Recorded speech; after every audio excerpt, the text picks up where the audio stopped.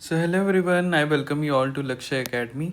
सो आज हम पढ़ने वाले हैं lecture 5 of solutions. So let's begin with the line by line series.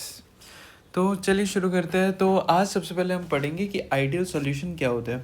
So what do you think ideal solution क्या होते होंगे? तो ideal solutions according to NCERT, the solution which obeys Raoult's law over the entire range of concentration are known as ideal solution। क्या होंगे ideal solution? जो Raoult's law को follow करेंगे। ठीक है, जो हमारा राउल्ट्स लॉ की डेफिनेशन है ना कि वेपर प्रेशर पे जो भी है हमारा वो डायरेक्टली प्रोपोर्शनल है मोल फ्रैक्शन पे, मोल फ्रैक्शन ऑफ सॉल्यूशन ए। ठीक है ना, वेपर प्रेशर। इतनी बार ये डायग्राम बना लिया, अब तो याद हो जाना चाहिए। अच्छा, तो इसका क्या क्या फीचर होता है? जो मिक्स एंथैल्पी होती है ना, जो आइडियल सॉल्यूशन है उसकी डेल्टा एंथैल्पी जो होती है, एच का मतलब क्या है? एंथैल्पी। थर्मोडायनेमिक्स में आएगा, हमें याद रखना है। जो मिक्सचर की एंथैल्पी होती है ना वो ज़ीरो होती है, और जो चेंज इन वॉल्यूम होता है वो भी ज़ीरो होता है। ठीक है ना, तो मतलब कितना हीट चेंज हो रहा है और जो एंथैल्पी चेंज है और जो मिक्सचर जो वॉल्यूम चेंज है वो ज़ीरो है। वी का मतलब वॉल्यूम है यहाँ से, नेट वॉल्यूम चेंज। ठीक है, तो इसका क्या मतलब है? Volume of solution would be equal to the sum of volumes of two component. मतलब हमने अगर दो वॉल्यूम लिया है ना कि सेपरेटली, कि वॉल्यूम ए था और वॉल्यूम बी का, मतलब कंपोनेंट बी का वॉल्यूम बी और कंपोनेंट ए का वॉल्यूम ए, इन दोनों को जब हम साथ में लेंगे तो जो टोटल वॉल्यूम आएगा वो इन दोनों के सम के बराबर ही आएगा, इन दोनों के सम के बराबर आएगा। ठीक है। अच्छा, एग्जाम्पल क्या क्या होता है आइडियल सॉल्यूशन का? याद रखना है, solution of n hexane and n heptane. ये सॉल्यूशंस बहुत इंपॉर्टेंट है, ये आपके एमसीक्यू में आएगा ही आएगा, और इसकी गारंटी मैं लेता हूँ, ये बिल्कुल आएगा। किसमें? बोर्ड्स में। ठीक है, ये कॉम्पिटेटिव एग्जाम्स में भी आता है। ठीक है, तो एग्जाम्पल क्या है? Solution of n hexane and n heptane, ये आपके टिप्स में होना चाहिए। Bromoethane and chloroethane. ठीक है, और एक बेंजीन एंड टोलुइन। ठीक है, ये समझ आ गया? बहुत बढ़िया। अब हम फटाफट एक बार टेबुलर फॉर्म में देख लेते हैं कि जो प्रॉपर्टीज़ आइडियल सॉल्यूशन, ठीक है, उनकी प्रॉपर्टी क्या होती है? एक तो ओबीडियंस होते हैं टू रॉल्स लॉ। ठीक है, हमें पता होना चाहिए। Obeys completely across all composition, जितना भी कंपोजिशन होगा उन सबको ओबे करेगा रॉल्स लॉ। ठीक है। एंथैल्पी ऑफ मिक्सिंग जो है, जब हम मिक्स करेंगे तो उसका जो हीट चेंज होगा, एंथैल्पी वो जीरो होगा। वॉल्यूम जो चेंज हो रहा है, मतलब चेंज इन वॉल्यूम कितना है, वो भी ज़ीरो होगा। ठीक है, मतलब इनिशियली भी अगर हम सेपरेटली भी ए और बी को देखें तब इनका वॉल्यूम अगर साथ में 10 आ रहा है ना, 10 लीटर्स, और अगर हम बाद में इनको एक सेम कंटेनर में ले लें तब भी इनका सेम आएगा, क्योंकि ये आइडियल सॉल्यूशन बना रहे हैं। आइडियल सॉल्यूशन तब भी इनका 10 लीटर आएगा, तो चेंज कितना हो गया? डेल्टा बी कितना हो गया? ज़ीरो हो जाएगा। ठीक है। अच्छा, इंटरमोलिकुलर इंटरेक्शंस जो होते हैं ना सेम होती है। जो ए मॉलिक्यूल है, अगर हम सिर्फ ए सॉल्वेंट लेते हैं, उनमें जो ए मॉलिक्यूल का इंटरेक्शन है वो इक्वल होता है किसके? अगर हम बी कंपोनेंट लेते हैं ना सेपरेटली, तो बी मॉलिक्यूल का जो इंटरेक्शन रहेगा उन दोनों के इक्वल रहता है। और जब हम ए और बी को मिक्स कर लेंगे तो ए और बी मॉलिक्यूल्स का जो इंटरेक्शन रहता है वो भी सेम रहता है। ठीक है। हीट एक्सचेंज ड्यूरिंग मिक्सिंग, वो कोई भी हीट इवॉल्व नहीं हो रहा है, क्योंकि एंथैल्पी ऑफ मिक्सिंग भी जीरो है, तो कोई हीट ही इवॉल्व नहीं होगा। वॉल्यूम चेंज ड्यूरिंग मिक्सिंग, कोई चेंज नहीं आ रहा है। एग्जांपल हमने यही देख लिया। ठीक है ना, solution n hexane, n heptane, bromoethane, chloroethane, benzene and toluene. ये क्या बना रहे हैं? Ideal solution.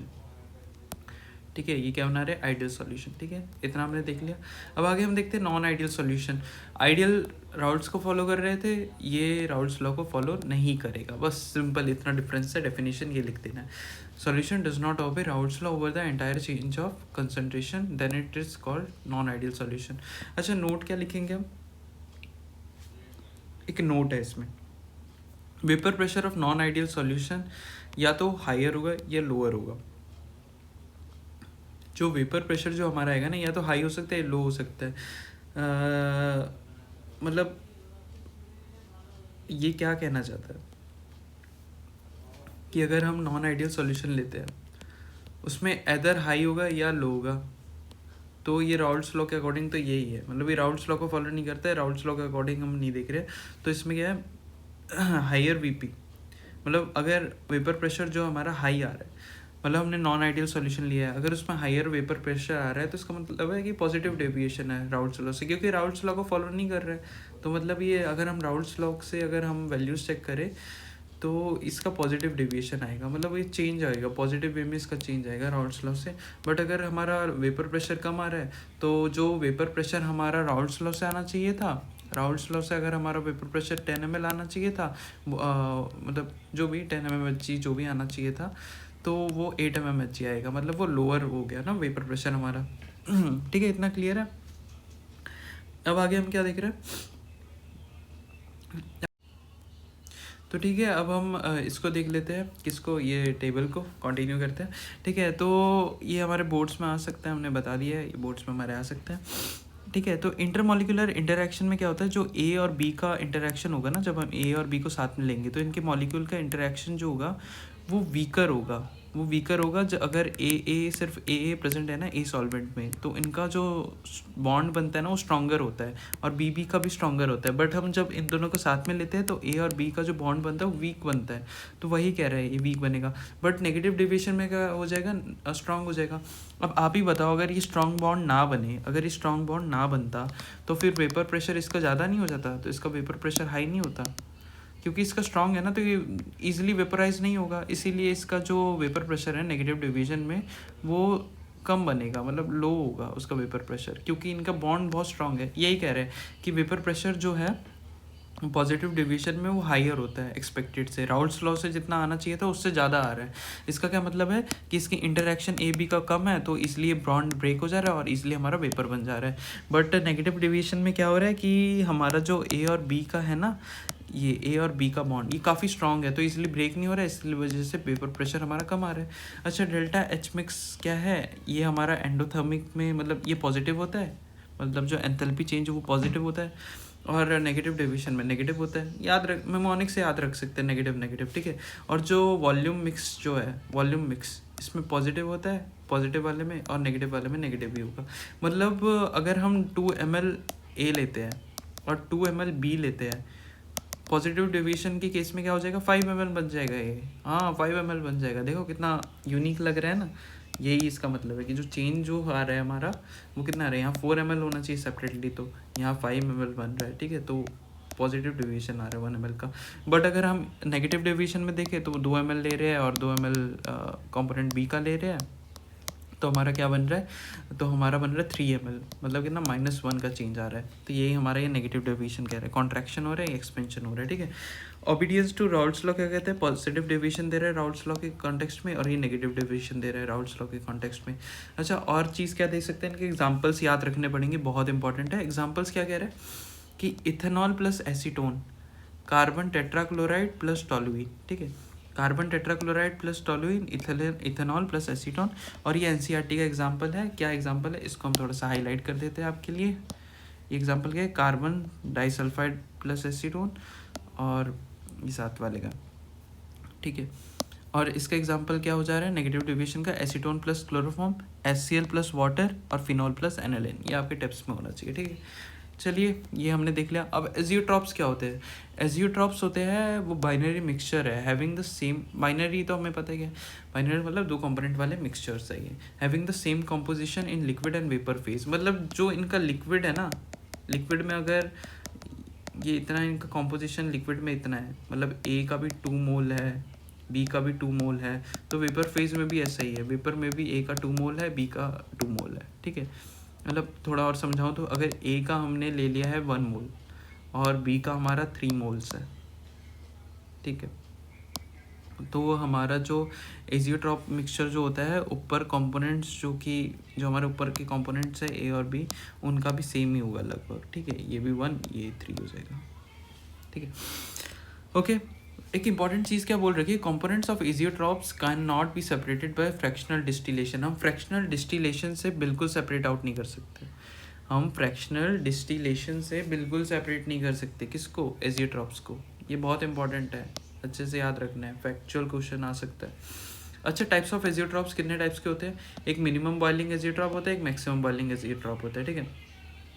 एक फैक्ट की बात बताऊँ, ये जो मिनिमम बॉइलिंग एजियोट्रॉप होता है ना, ये पॉजिटिव डिविएशन वाला ही है। मतलब जस्ट एजियोट्रॉप क्या होता है कि मतलब कॉम्पोजिशन इनका सेम होता है लिक्विड एंड वेपर फेज में, और जो मतलब लिक्विड और वेपर फेज में इसका कॉम्पोजिशन सेम है, तो उसी को एजियोट्रॉप बोल दे रहे हैं। एक होता है मिनिमम, एक होता है मैक्सिमम बॉइलिंग एजियोट्रॉप, ठीक है।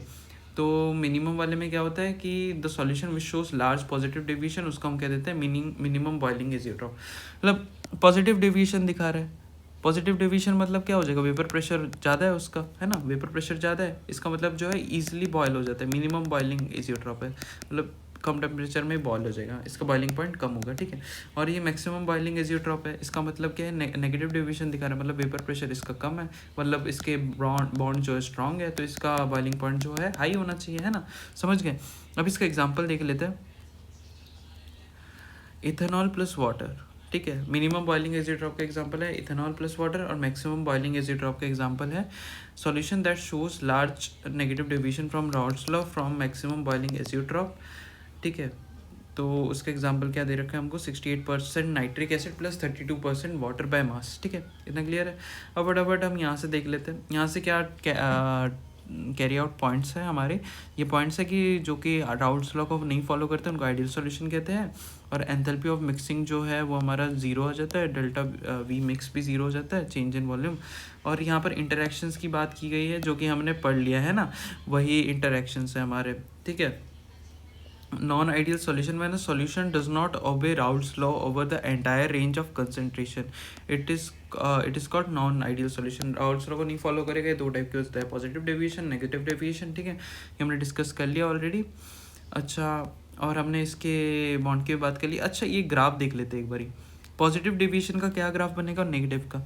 ये क्या है, अगर हम राउल्ट्स लॉ से ग्राफ बनाते हैं ना तो ऐसा बनता, जो हमने राउल्ट्स लॉ में ग्राफ देखा था ना, ऐसे वाला है ना, देखा था ना, वो ऐसा था कुछ, ठीक है, ऐसे प्योर कंपोनेंट का अगर हम x1 ज़ीरो कर दे, और मतलब a कंपोनेंट ज़ीरो कर दे और b को 1 रख दे, मोल फ्रैक्शन, और यहीं जब हम a की वैल्यू 1 कर दे, मतलब मोल फ्रैक्शन की वैल्यू 1 कर दे कंपोनेंट a की, और b की 0 कर दे, तब कैसा बनेगा। तो वही ग्राफ है, यहाँ क्या आ रहा है, पॉजिटिव डिवीजन आ रहा है। मतलब क्या है, पॉजिटिव डिवीजन से क्या मतलब है कि इसका जो मोल फ्रैक्शन है ना, सॉरी वेपर प्रेशर है, वो पॉजिटिव है, मतलब वेपर प्रेशर ज़्यादा आ रहा है राउल्ट्स लॉ से, इसी को कह दे रहे हैं हम पॉजिटिव डिवीजन, है ना। ये देखो, ये ए वाला क्या दिखा रहा है हमें, पॉजिटिव डिवीजन, बी वाला क्या दिखाएगा, नेगेटिव डिवीजन, क्योंकि राउल्ट्स लॉ से हमारा वेपर प्रेशर इतना आ रहा है, बट हमारा राउल्ट्स लॉ के मतलब आइडियल सॉल्यूशन के हिसाब से तो इसका इतना आना चाहिए, बट हमारा जो सॉल्यूशन है उसका वेपर प्रेशर इससे डिविएट कर रहा है नेगेटिव वे में, मतलब अगर इसका 10 आना चाहिए था तो 10 से ऐसे जा रहा है ना, 10 से 8 की तरफ, बट हमारा शुरू होकर कहाँ ख़त्म हो रहा है, हमारा शुरू होकर ख़त्म हो रहा है 8 पे ही, बट डेविएशन जो है ऐसे जा रहा है हमारा नेगेटिव, ठीक है, ये आ गया, इतना क्लियर है। अच्छा, हमने एग्जांपल्स भी डिस्कस कर लिए थे कि अच्छा, ये यहाँ पर हम बॉन्ड्स की बात कर लेते हैं कि ए और बी मॉलिक्यूल है, तो इनकी इंट्रैक्शन अगर स्ट्रॉन्गर है और वीकर है तो उससे क्या क्या आएगा, पॉजिटिव और नेगेटिव डेविएशन की हम बात कर रहे थे, ठीक है। तो इसमें ना आपको मेन क्या करना है, इसमें आइडियल और नॉन आइडियल सॉल्यूशन में सिर्फ मेरे नोट्स को यहाँ देख लेना है, ये पूरे एनसीईआरटी का जो क्रस्ट है ना यही है पूरा, ये हर एक चीज़ आप लाइन टू लाइन पढ़ोगे यही चीज़ आपको मिलेगी, ठीक है, ये पूरी चीज़ आपको मिलेगी, ओके। अच्छा, अब हम आगे देख लेते हैं एजियोट्रॉप्स किन्हें कहते हैं, ठीक है। Some liquids on mixing form azeotrophs which are binary mixture having the same composition liquid and vapor phase, और वो बॉयल करते हैं कंपोनेंट मतलब कांस्टेंट टेम्परेचर पे, ठीक है। और in such cases it is not possible to separate components by fractional distillation, हमने पढ़ लिया, ये दो टाइप के होते हैं, मिनिमम और मैक्सिमम बॉइलिंग एजियोट्रॉप, ठीक है। ये हमें आगे समझ में, मिनिमम कौन होता है, जो पॉजिटिव डिविजन दिखाता है, और इसके एग्जाम्पल हमने पढ़ लिया इथेनॉल वाटर मिक्सचर, ठीक है, किससे ऑब्टेन होता है, फॉर्मेटेशन ऑफ शुगर से, ठीक है। On fraction distillation gives a solution containing approximately 95% volume by ethanol, ठीक है। अगर हम इसी का फ्रैक्शनल डिस्टिलेशन करें ना तो इसका हमें मिलेगा 95% वॉल्यूम ऑफ इथेनॉल मिलेगा, ठीक है। Once this composition known as azeotrope composition has been achieve, the liquid and the vapour composition जो है वो सेम हो जाता है, और हम इसको फर्दर सेपरेट नहीं कर सकते, ठीक है। अगर हम इसको एजियोट्रॉप बना देना, जब एजियोट्रॉप ना हो तब उस वे में तो क्या हो जाएगा, उस वे में तो हम इसको सेपरेट कर सकते हैं, बट जब हम इसको एक बार एजियोट्रॉप बना दे रहे हैं फिर नहीं कर सकते, ठीक है। और जो हमारा मैक्सिमम बॉइलिंग एजियोट्रॉप है वो नेगेटिव डेविएशन शो करता है राउल्ट्स लॉ का। एग्जांपल क्या है, 68% nitric acid and 32% water by mass, ये एग्जांपल है। इनका बॉइलिंग पॉइंट कितना होता है, 393.5 केल्विन। अच्छा, अब एक इन टेक्स्ट क्वेश्चन हम देख लेते हैं। The vapour pressure of pure liquid A and B are 450 and 700 mmHg respectively at 350 kelvin. Find out the composition of liquid mixture if total vapour pressure is 600 mmHg। Also find the composition of the vapour phase. ठीक है, तो यहाँ पर हमें क्या क्या पूछा है कि हमें निकालना क्या है, कॉम्पोजिशन ऑफ लिक्विड मिक्सचर निकालना है। ठीक है, कैसे निकालेंगे? हमें वेपर प्रेशर प्योर लिक्विड का दे रखा है 450 mm, vapour pressure pure liquid B का दे रखा है 700 mm, टोटल प्रेशर कितना दे रखा है 600 mm। देखो कम हो गया है ना टोटल प्रेशर। तो ये कैसे टाइप का सॉल्यूशन है हमारा? तो ऐसे हम डिसाइड नहीं करेंगे, हम इसको फॉर्मूले में लगाएंगे अकॉर्डिंग टू राउल्ट्स लॉ से अगर हम देखें तो पी ए नॉट एक्स से, ये जो हमारा राउल्ट्स लॉ का ही फॉर्मूला है। टोटल पी क्या है? टोटल प्रेशर, ये ए कंपोनेंट का प्रेशर, और ये पी कंपोनेंट का प्रेशर जो है, मतलब वेपर प्रेशर कितना है वो दे दिया है। फिर हम कैलकुलेट करेंगे ना, तो एक्स ए की वैल्यू हमारी 0.4 आ जाएगी। ठीक है, 0.4 आ जाएगी। और मोल फ्रैक्शन कंपोनेंट ए का कितना आ गया 0.4, तो बी का कितना 1 माइनस एक्स से कर दो, ये 0.6 आ जाएगा।